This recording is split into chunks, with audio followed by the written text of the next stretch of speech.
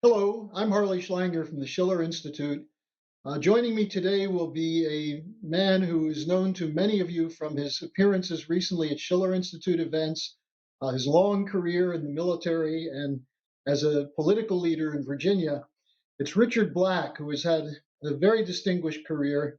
He's a retired colonel who served as chief of the Army Criminal Law Division at the Pentagon and also was a member of the Virginia House of Delegates and then later served as a member of the Virginia Senate.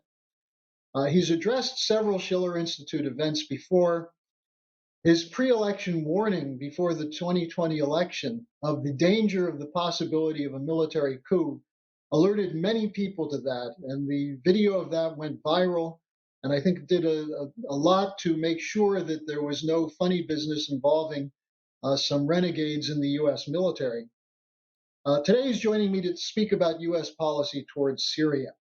He recently told a Schiller Institute conference on March 21st, in talking about the so-called Caesar sanctions, he said, "Sanctions do nothing but attack the innocent, the poor, the helpless.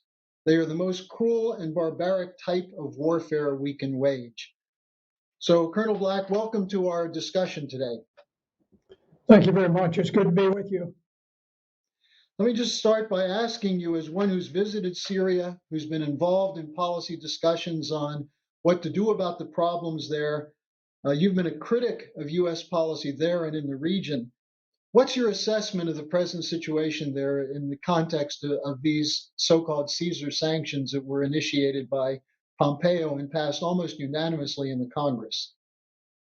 Well, we started the war. The United States started the war in 2011.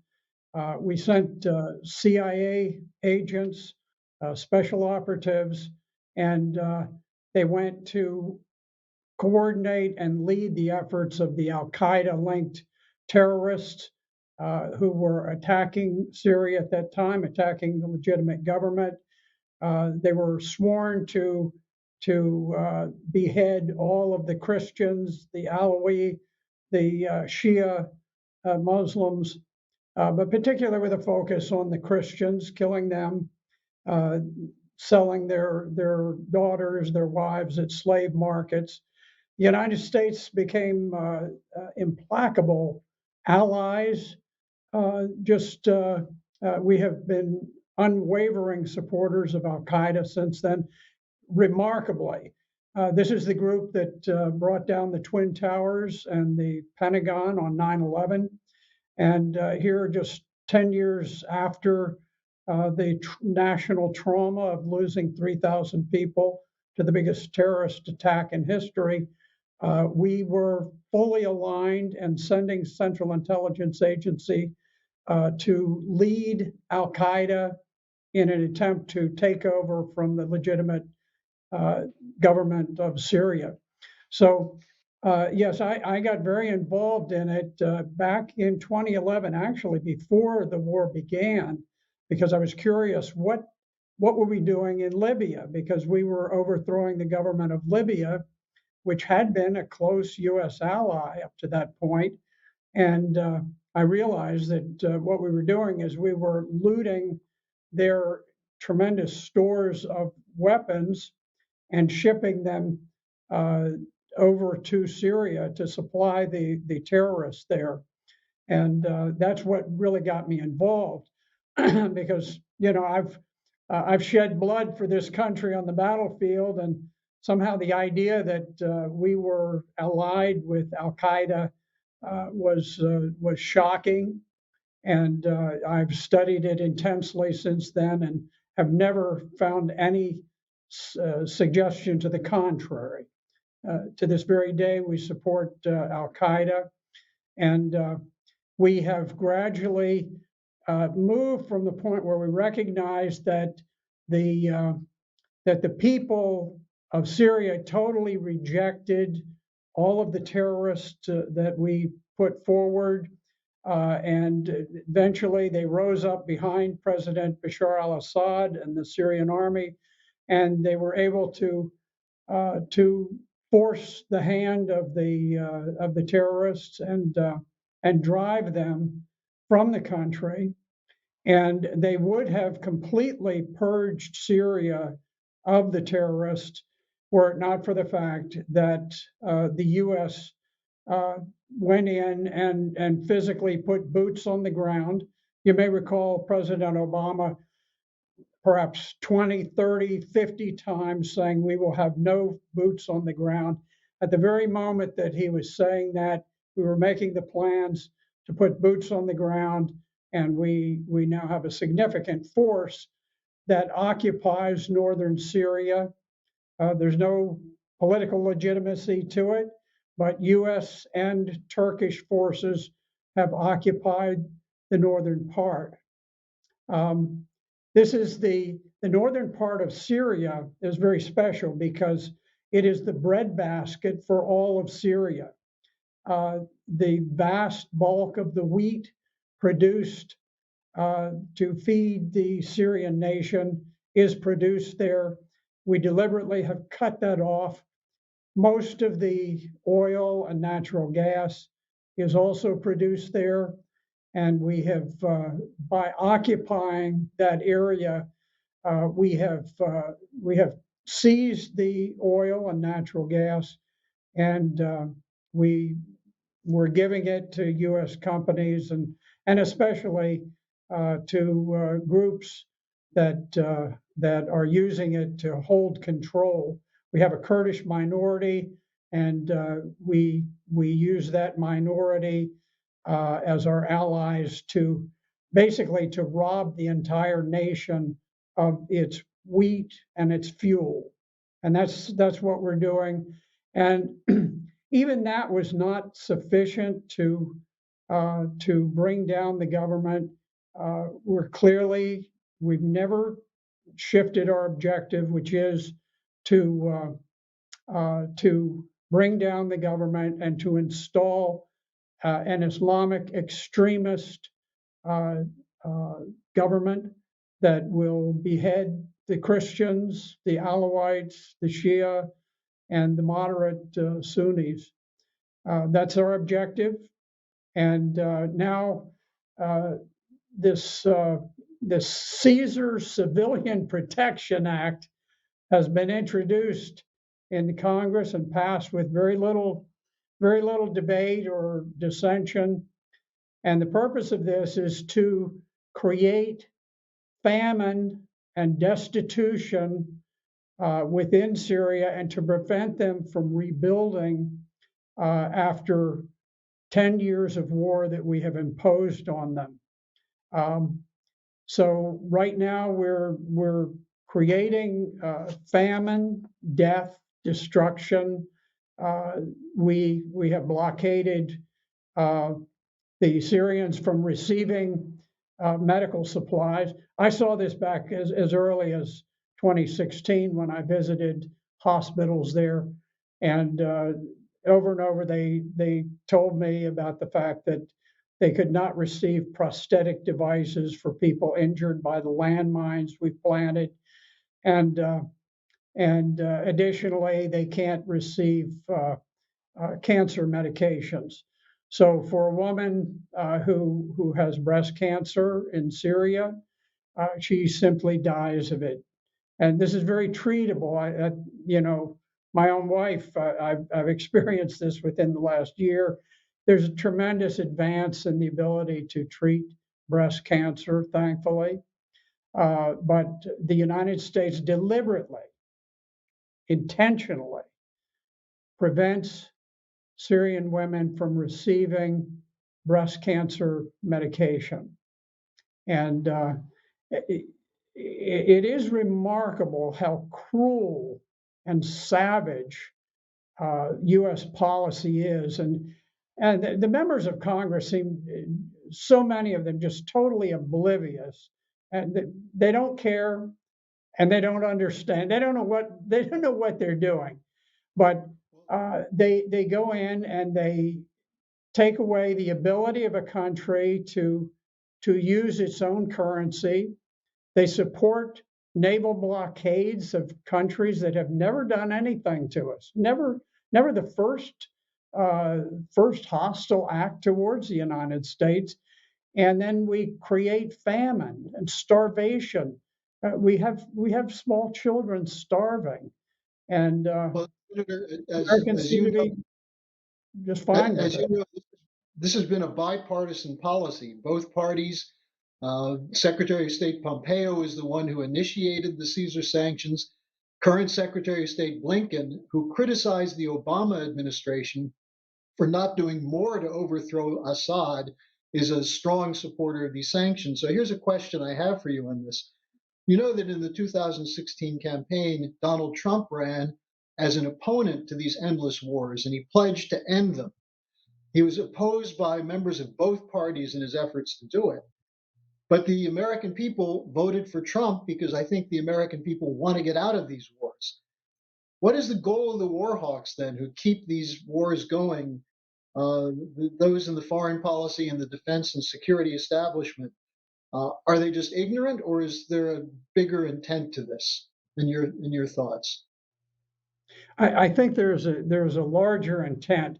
Um, it's my impression that the there are a group of global oligarchs, people of fabulous wealth, people who can literally their personal wealth is more than the wealth of great nations. And these people, they gather together in places like Davos periodically to coordinate their efforts. It is my impression that the overall plan is to dissolve nation states, to create a state of chaos and disorder, uh, not only overseas. We're doing this to nations overseas, but it's being done in this country also. The disorder that you see today in America, the tremendous attack on basic morality and decency, the unleashing of criminal elements all over the nation. You see this eating away at the foundations of America at the same time that the U.S. Armed Forces and the U.S. Uh, foreign policy establishment is being employed to to destroy and undermine other nations. But I think ultimately the goal down the line is to dissolve nation states and to create a singular government which will essentially be immune to public concerns. As government gets higher and higher, more distant from the people, then the people have less and less influence on what happens to it. And I think that's where we are headed rather rapidly. And you can see with the censorship that's being imposed throughout the media and that type of thing, this is the direction. But keep in Well, mind, there are people who are becoming fabulously wealthy from all of this, and to them, they're looking at their bottom lines. These are very sadistic, selfish people who really take pleasure in creating starvation and war and death. something about the Caesar sanctions that are quite significant is that they're not just against the Syrian people, but any other country or any other business or individual who would try to trade with Syria will be targeted for sanctions. Now, the Schiller Institute has initiated a mobilization in support of the statements of the papal nuncio, Cardinal Zinari, who who criticized the Caesar sanctions and warned that now 90% of the people of Syria are living below the poverty line. His call was endorsed by Helga Zepp-LaRouche, who called for the sanctions to be lifted immediately and for economic reconstruction to begin. And you made the point that with these sanctions, there can be no economic reconstruction. But let me ask you this point. As a military veteran who's experienced the devastation of war firsthand and has been in Syria and seen the results of the civil war there, what can you say to people who remain indifferent in the face of this kind of suffering? that's being done in their name, supposedly providing security for the American people? I think if Americans understood what their government is doing, they would be aghast. I think one of the greatest difficulties of getting people to comprehend the gravity of what we are doing is that people, they've been raised to understand, oh, the U.S. is good, the U.S. does good things, and I think historically we've been a pretty good country overall. Um, I've certainly shed my blood trying to make things better. I thought, but it's important for people to understand what sanctions do. Sanctions create starvation and hardship for common people. Uh, in northern Syria, and this is in the breadbasket of Syria, but all of the wheat is taken by these powerful warlords, the Kurdish warlords up there, and it's kept away from the people. Now, most of the people in northern Syria are Arab. They're Arabic. There are quite a few Christians also, but we have decided that everything goes to the Kurds or to U.S. companies up there. So it has gotten so bad that the famine that we have imposed is so great that even in the breadbasket of Syria, where they used to export wheat to other countries, it's gotten so bad that families are having to go to U.S. bases where the Americans throw their trash out in the dump, and they take their children, small children, and they wipe food from the cans that's left over from the garbage that Americans have thrown out. And so we now have reduced the once proud, highly intelligent, highly productive Syrian people to where now they're taking their children and they're going and they're having them root through American garbage so that they can feed themselves. Um, this is so tragic, and it sickens me that we put our American troops in this posture because our American soldiers and Marines, they're patriotic, they're good people, they want to do good things, and we're forcing them to do the devil's work in Syria. We're forcing them to support Al Qaeda, in some cases ISIS, um, and it's just this bizarre situation where we're making them cause such hardship. We talk about the Nazis, we talk about the Bolsheviks, we talk about Mao Zedong with the mass starvation in China. We are doing this deliberately in Syria today. We are doing something. It may not be on the magnitude, because Syria is a small country, but considering the size of the country, yes, it is the equivalent of what was done in Nazi Germany, what was done during the Bolshevik Revolution, and done by Mao Zedong with the Great Leap Forward. It is deliberately now. Even Mao Zedong didn't deliberately cause starvation. He just did it through ineptitude. 50 million Chinese died way back in Chinese history. But today, in modern day, we are deliberately causing starvation. We are deliberately causing the spread of disease. We are deliberately causing people to freeze to death in the winter in a country that used to actually be able to export a little bit of oil and natural gas. Not a lot, but they had a balanced economy. They shipped some agricultural products. They shipped oil. They had natural gas for export. They shipped a lot of machinery. They had a wonderfully balanced economy with a very productive people. We've wrecked their economy. We have we have helped the Turks to loot over 1,000 factories in Aleppo City. And now we have stolen their wheat and their fuel so that we can create starvation and famine. And there's a senior fellow from the UAE Finance Middle East Institute. They're very, very committed to overthrowing Syria. And this fellow forecasts growing destitution, famine, and predatory behavior resulting from the new Caesar sanctions.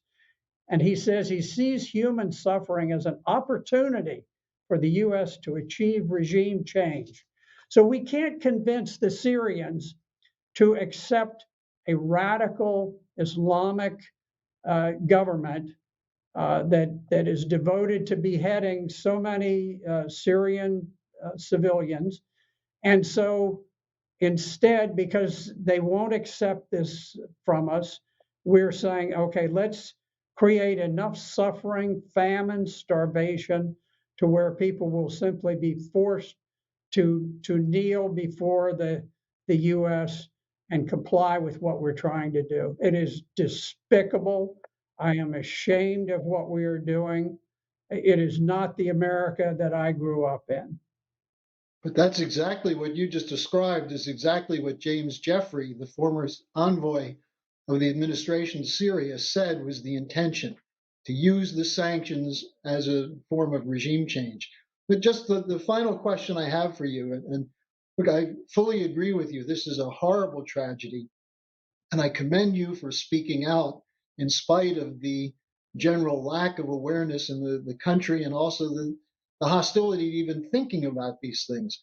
But what can the ordinary citizen do to put an end to the sanctions? I know most people are pessimistic. They've been convinced they don't know enough. It's outside of their control. But we can't sit by and let this happen, can we? No, we really can't. I think it's time that Americans started to question, why are we being taught to hate so many people? China's not attacking us, Russia's not attacking us, Iran, Iraq, Syria, Libya, Venezuela's not attacking, Cuba's not attacking us. And yet we are taught, we teach our children almost from the time they're born to hate and despise these other people. Now there are things that I would change if I were a citizen of China or of Iran or wherever. Um, but those are not my country. My country is the United States, and believe me, we've got problems enough of our own without going over and trying to dictate lifestyles to other nations. But people need to remind themselves. We have a generally Christian nation, and people might reflect on the fact that it was Jesus who said, blessed are the peacemakers, for they shall be the children of God. When is the last time that the U.S. has spoken about peace? When is the last time we have ever said, let's end the wars? We don't talk about ending wars anymore. We talk about continuing them indefinitely. And I think it's time that we began to question, why are we taught to hate so many people in this country? We need to start looking at sanctions. Sanctions are sadistic. They're evil actions taken. We never could do the same thing that we do today because of the lack of computer technology. But today we can control the flow of information and so forth. We devalue countries' currency. The Syrian pound was doing okay, and now we have prohibited banks from exchanging Syrian pounds. So the Syrians cannot purchase repair parts for American-built machinery. They can't purchase medicine to heal cancer or heart disease or diabetes or things like that.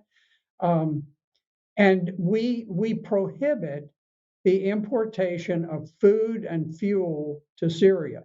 We have imposed a naval blockade. We seize ships at sea with no authorization. The seizure of a ship from another nation that you're not at war with is illegal under international law.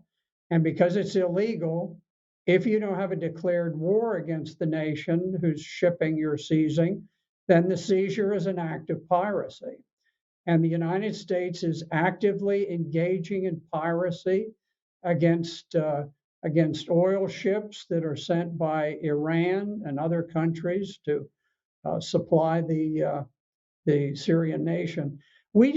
Americans need to start to challenge and question the whole idea of sanctions. It's become every time we have some little irritation with one country or another, something we dislike, we say, "Oh, let's get out there, let's sanction them, let's cause suffering." We were even talking about sanctioning Germany because it wants to complete the last 1% of a gas pipeline between Russia and Germany. Germany is one of our oldest and most staunch allies, and we're talking about punishing them because they trade as they are allowed to do with other countries. We're also threatening Australia, believe it or not. And I know there's some people who are my age who took R&R in Australia during the Vietnam War and just learned to love the Australian people. We are telling Australia to shut down its coal industry because we've decided that in the United States, the governing elite is going to cut off all carbon fuels, and we're going to live on windmills and sun chips and corn alcohol in the gas tank. It's bizarre, and we have just become sort of a global dictator that we don't try to find common ground any longer with countries where we inevitably will have some disputes. Today, we simply have secretaries of state, and I think Mike Pompeo is a classic example. John Kerry was very bad. Pompeo got even worse. He was just a bombastic, selfish bully. He struck you less as a diplomat and more as the kind of schoolyard bully who would walk around with a gang of kids behind him, and he'd see a little boy with a crutch walking by himself on the playground, and he'd say, "Hey, watch this," and he'd run over and kick the crutch and throw the kid down on his face and laugh for the other kids. This guy is despicable. I can't believe that he prides himself on the fact that he has been able to create so much suffering. And I don't see things getting better under Tony Blinken. He's the one who has been threatening Australia with sanctions and saying, we're not going to have you making your own decisions on your national energy policy. We're going to make your policies in Washington. We are the worst ally that a nation could ever have, because we don't hesitate to threaten and bully all of the countries that are supposedly allied with us. It's a very strange thing, but Americans they've got to wake up to what these sanctions are. Every time that they impose a sanction, they say, we don't do this to cause suffering for ordinary people It's targeted at the leadership. That is almost a standard operating procedure to make that statement. It is unequivocally false. The impact falls on the ordinary person who suddenly finds that the cash in their wallet is devalued, who finds that they don't have enough bread to feed the family, um, who finds that they have to go out to American trash dumps to wipe little bits of food from the cans that were thrown away by American soldiers just so that they can keep their children alive. This is not America, and Americans really need to come to grips with this casual implementation of sanctions. Sanctions are fundamentally cruel, evil actions, and there's simply no justification. If you're not in an active state of war with a nation, which I hope doesn't happen, but there is no legal justification for them, and there certainly is no moral justification. They are just the antithesis of Christianity. They're the antithesis of other religions, of Islam. They are incompatible with any notion of mercy and kindness and decency. So I think I would like to see our churches begin to question sanctions. What are we doing? Why are we so cruel towards other people? I think some of the churches are starting to speak out, but we need much more, as you point out. And it's the ultimate irony that we talk about a rules-based order when we're the ones who make the rules, the American establishment, the City of London, NATO, and imposing these cruel sanctions, as you point out. So I thank you very much for joining me today and for laying this out so clearly. And I'm sure we'll be back in touch with you again in the very near future. Thank you for what you're doing. I really, really appreciate it very much.